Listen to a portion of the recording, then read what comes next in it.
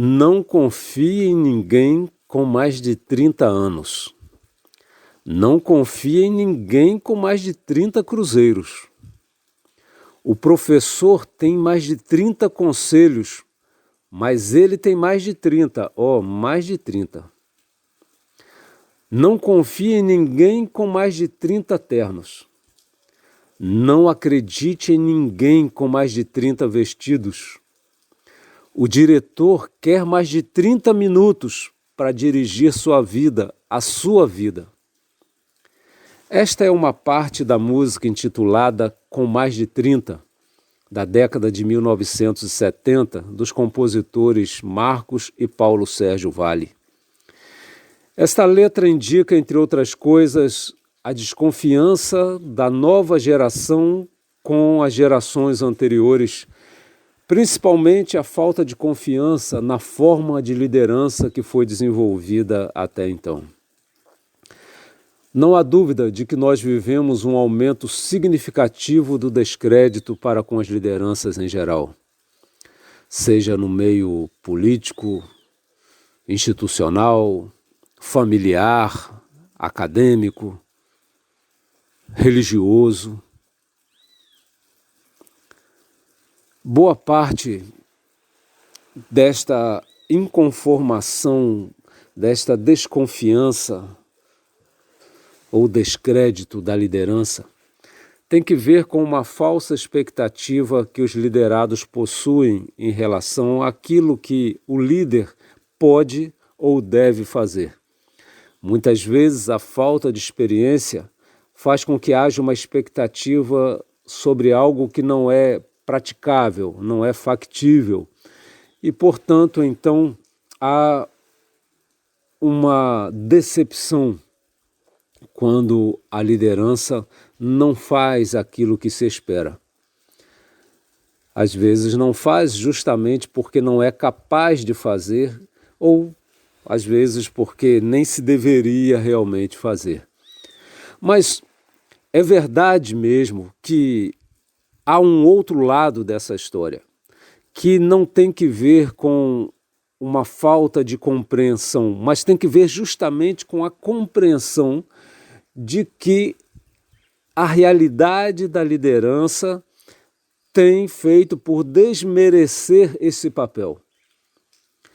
Então, há realmente lideranças que são inconvenientes.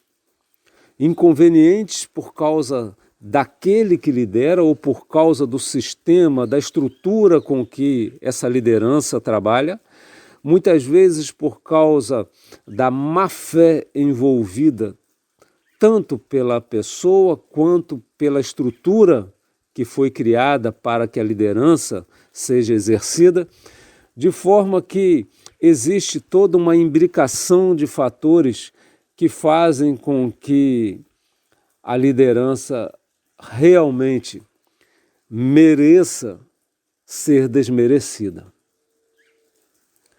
Crimes como desvios de recursos, abuso de autoridade, assédios de diversos tipos, além de outros usos indevidos da coisa pública ou da instituição que representa, têm abalado a fé no papel e no caráter da autoridade. Infelizmente, esses casos são mais comuns e, felizmente, são mais conhecidos. Mas esta união da maior quantidade com o maior conhecimento é o que faz com que haja como consequência lógica um maior descrédito das lideranças instituídas.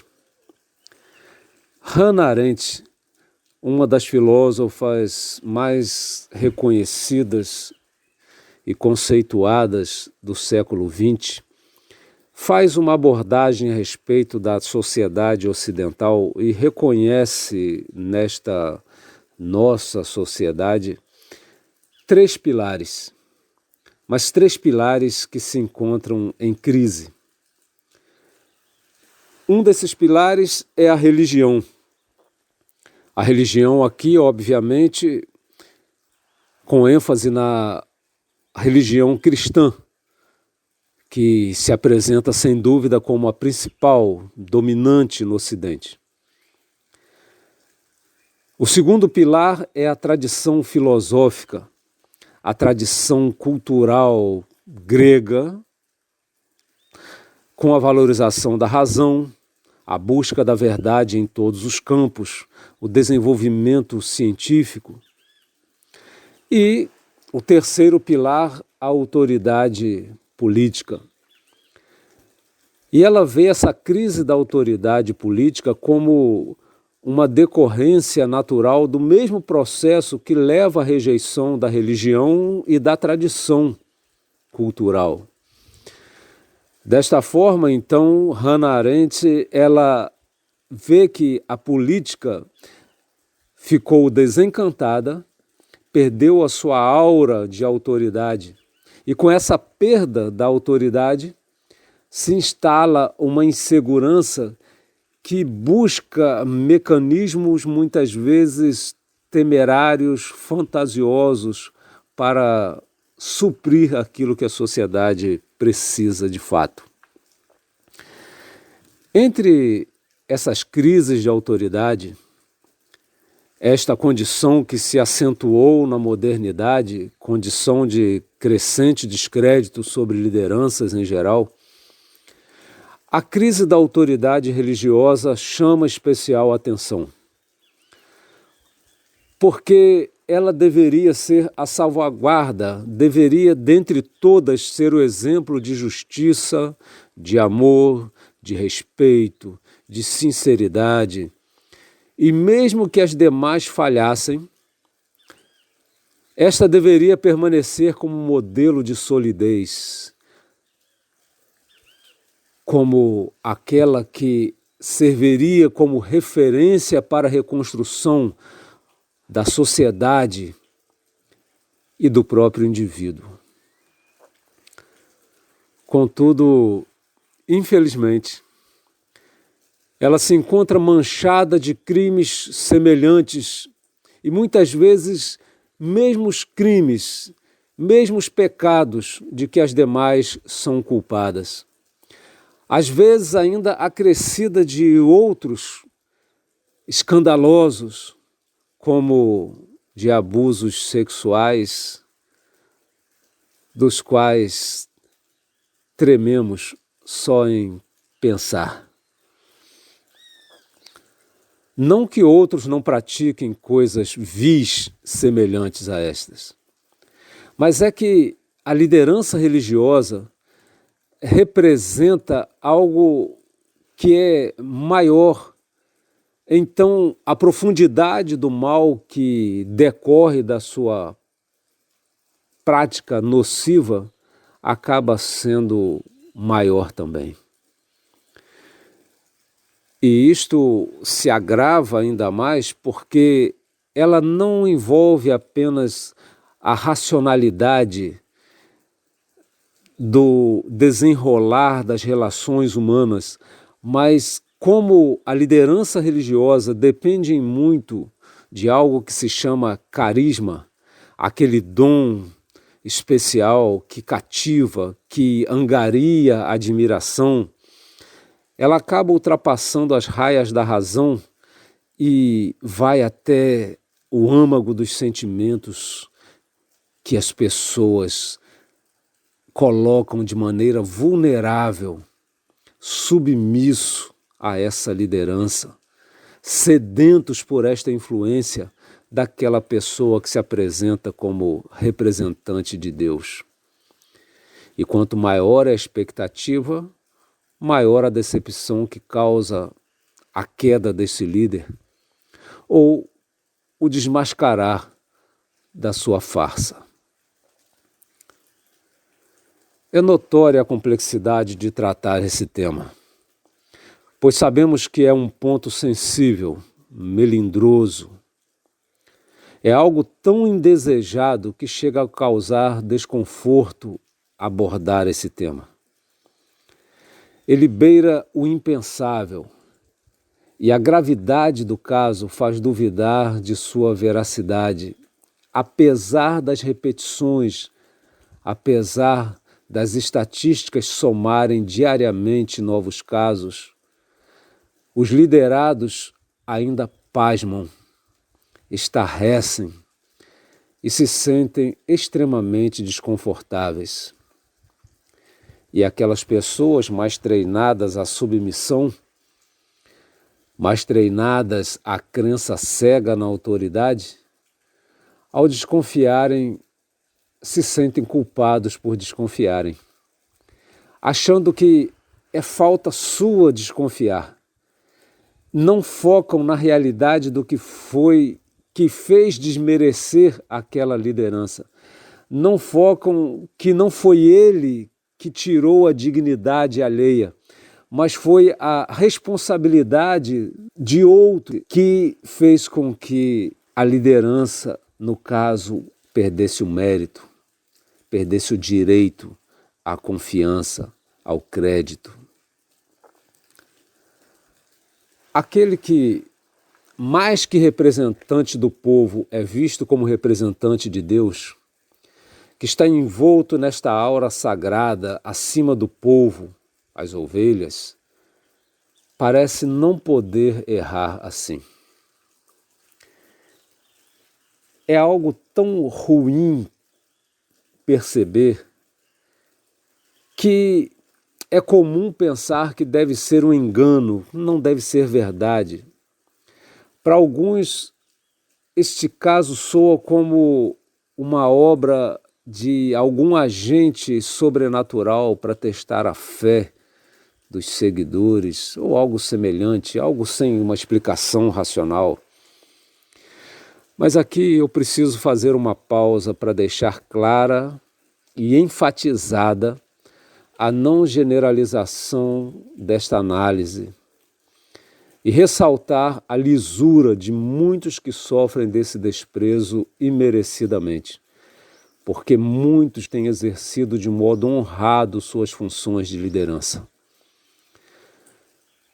Quanto aos culpados da má intenção ou do descaso com a responsabilidade que carregam, eu não sentirei desconforto nenhum por desacreditá-los. A autoridade constituída é uma persona geminata, ou seja, alguém que carrega em si duas naturezas, a sua e a da instituição que representa. Então, ela deixa de ser uma pessoa comum, ela passa a ser uma pessoa transcendente. Quando ela fala, não apenas ela fala, a instituição fala.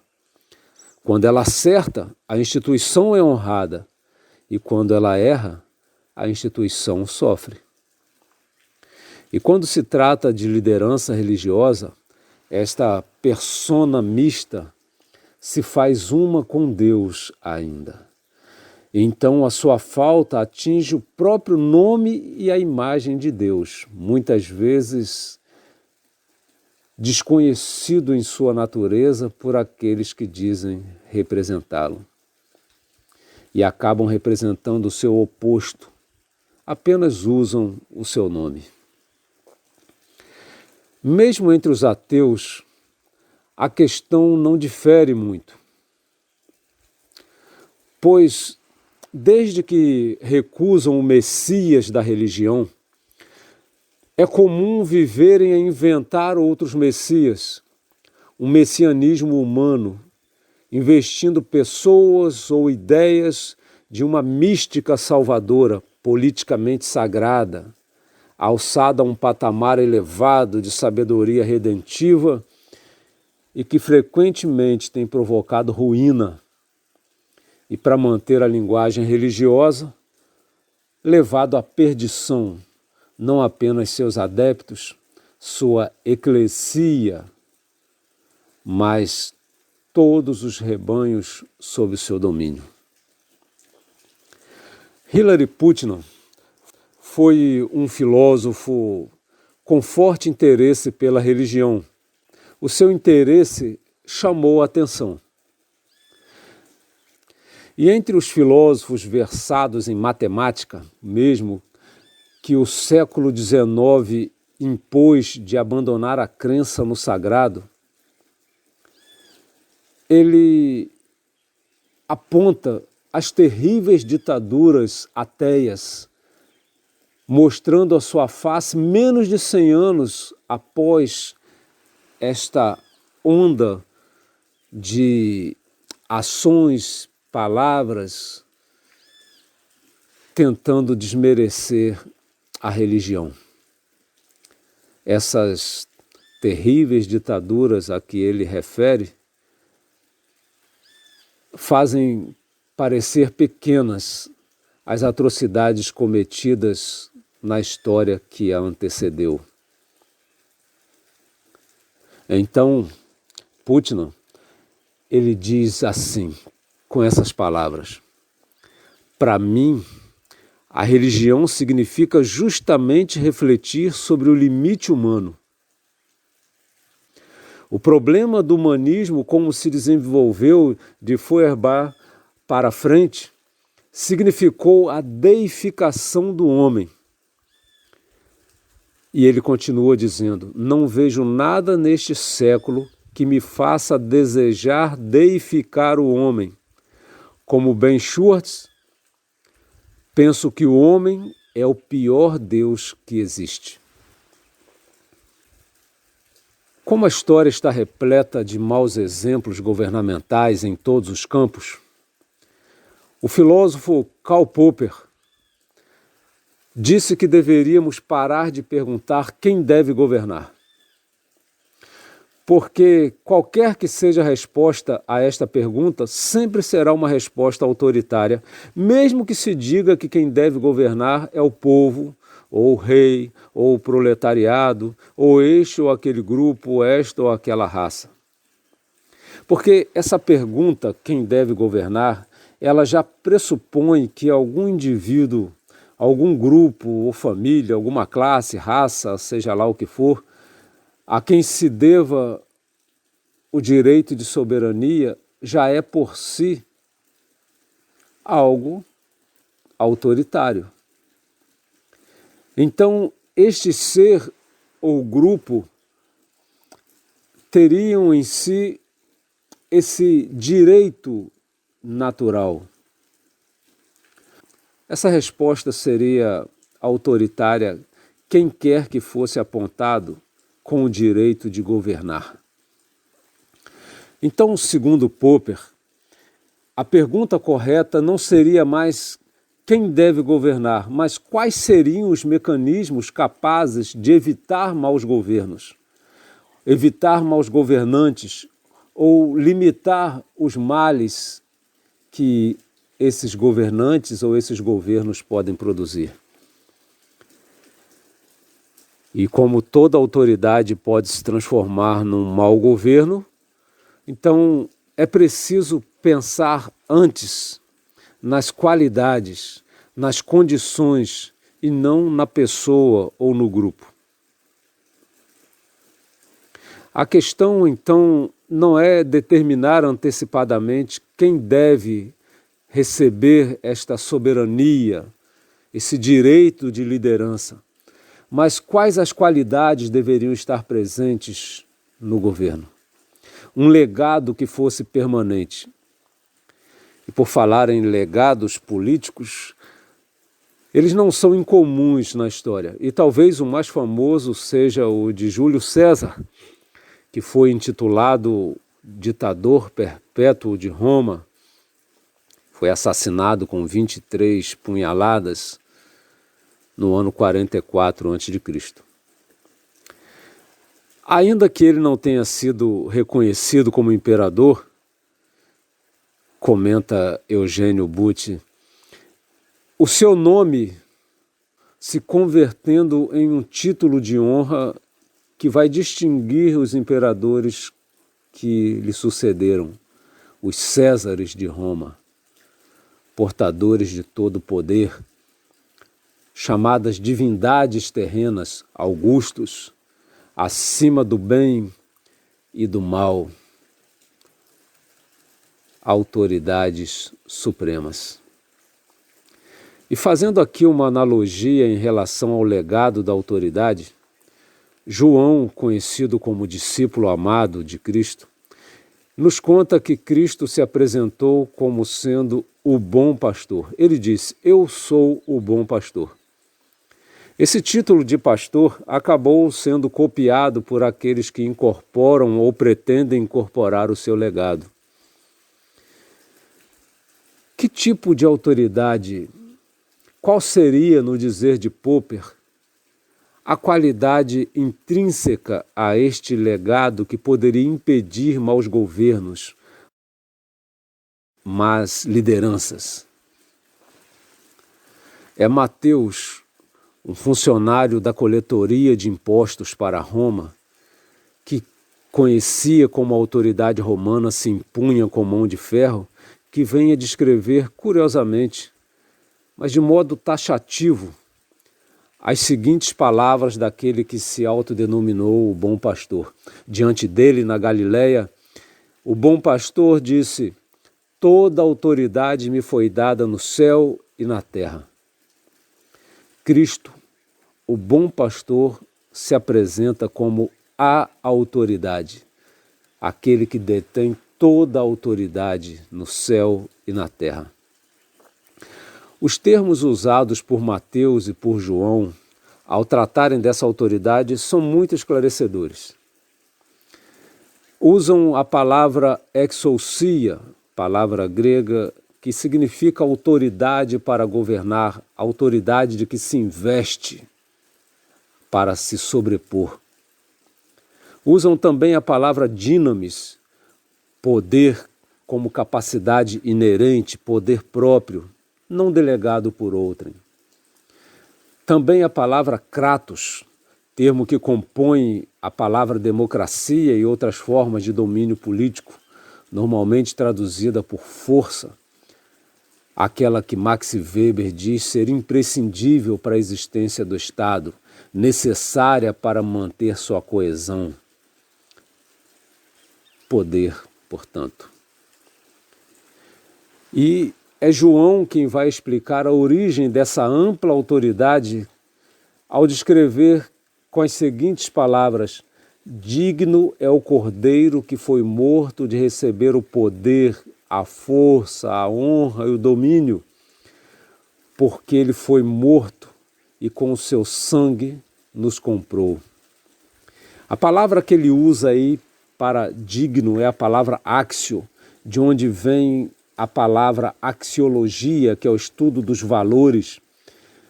João está dizendo que o cordeiro que foi morto, esse pastor que se fez cordeiro, que se fez um com aqueles que liderava, que se identificou com aqueles que liderava, tem os valores necessários, tem o axio, ele é idôneo, ele é adequado, ele é conveniente, porque tem e é o que se faz necessário. Ele tem as qualidades imprescindíveis. Isto é o que lhe credencia. Não é a autoridade que lhe confere honra, é a sua honra que lhe confere autoridade. Ele é autoridade porque tem as qualidades requeridas. É digno porque está à altura, porque merece. É, portanto, autoridade sem autoritarismo. É autoridade porque é o autor de seu poder. Ele não é uma aposta, ele é uma conquista. Dar-lhe autoridade é dar aquilo que já é dele. Adotar essa metáfora do pastor, título que à época não evocava qualquer grandeza ou autoridade, apenas evocava serviço e cuidado, é evocar a responsabilidade de perpetuar, numa pequena escala, a suprema dignidade do autor. De fato, o serviço altruísta e o cuidado com as necessidades daqueles a quem servem são os fatores que conferem dignidade que faz jus à autoridade. Pensando bem, é hora de perguntar: líder, de onde vem sua autoridade?